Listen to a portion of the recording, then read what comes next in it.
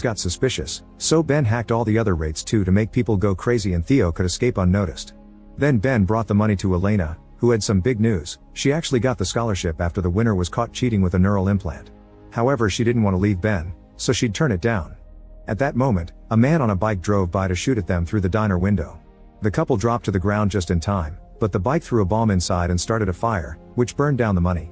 The fireman refused to put the fire out because Gustavo hadn't paid rent, and Gustavo blamed this on Ben, thinking he pissed off some important people with his scam.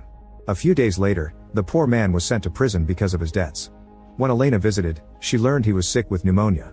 Wanting to get him out soon, Elena had no choice but to accept the job from Rebecca, who made her sign a contract and promised to release Gustavo plus taking care of all his debt.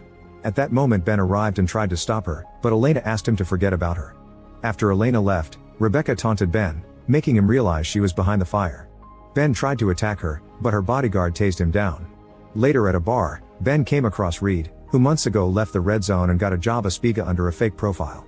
Ben promised to keep his secret, but in exchange he asked to be sent to the green zone too. In Reed's secret lab, they proceed to get everything ready for Ben's new life. Back to the present, Laura starts designing their future baby, and Ben tries to make them look nothing like him.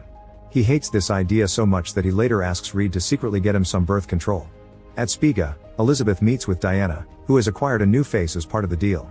Diana then shares important intel. There's a genius called Sanjay who's found a way to make crops salt tolerant and therefore able to grow with seawater, which covers most of the planet. However, Diana doesn't know where the man is. Meanwhile, Roger tries to access Elena's file but Reed blocks him, explaining it's classified.